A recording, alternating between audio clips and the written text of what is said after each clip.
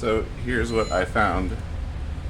Uh, you can see it's a lovely 50 something degrees.